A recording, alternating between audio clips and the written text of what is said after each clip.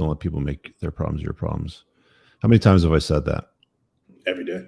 All right. So we'll make this 1 hour bit of a highlight reel since it's Father's Day, and I might even expand on a little bit further on Monday's Unplugged Alpha show. So people like to make their problems your problems, don't they?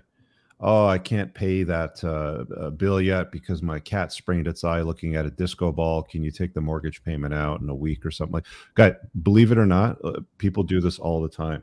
And I'm using that as a little bit more of an extreme example because I've done private mortgages, and I've had people literally tell me, oh, I can't make my mortgage payment because I had a surprise vet bill for my cat or some shit like that. And it's like, that's your problem. That is a problem that you encounter. It is not my problem. Do not make your problems my problem. Make sure your payment clears. And, there's no leniency, situations like that. People like to, they're looking for a little heartstring somewhere on you to pull. And some people say that I'm cold, and okay, maybe I'm a little bit cold, maybe a little bit stiff in that sense. But as a guy, I think you have to err in that direction rather than being soft and a pushover, because people will take advantage of you. Right? You've probably seen this in your life, right, Ma? Yeah, I would say most of the time that you have people that bring stuff like that to you, it's almost always a result of failure to plan on their part. It's always an emergency. It's because they failed to put the right fail safes in place. They failed to do the right things that were going to prevent that. I mean, there's things, obviously there are things that happen and there's acts of God and stuff that we can't control. But if you're not constantly thinking about your situation and making contingency plans, and you're just flying by, all right, I've only got this one thing, and I mean, there's this sort of romanticism around, throw all caution to the wind and just quit your job tomorrow and just go be a drop shipper or something like that. But right. there's a lot of guys that offer really good and solid advice around that say, like, that's the dumbest thing you can do. Like, there's a lot of Lamborghini bros selling courses that are telling people to do that.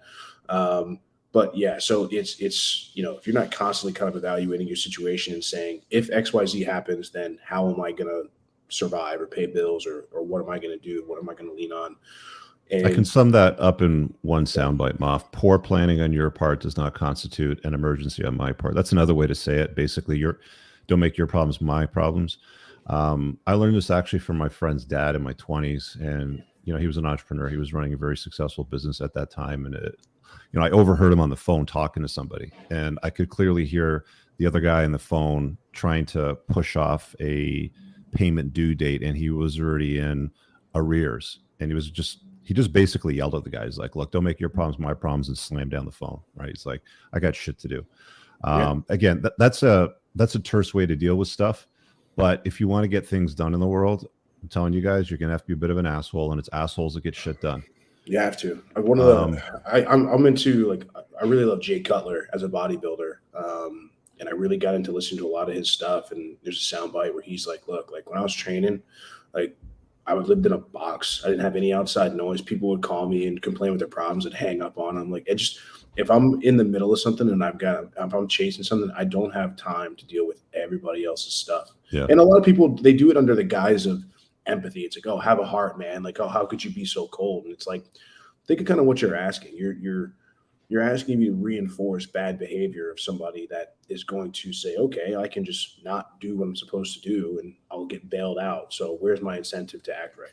1000%. I really hope you guys enjoyed that clip. If you want to watch the full-length podcast, you can find that over here, that clip's from. If you're newer to the channel, make sure you hit subscribe over here, and pin down below in the top comment, you'll find a bunch of useful links to my website, my supplement line, books, and a bunch of other stuff. Have an amazing day. Peace out.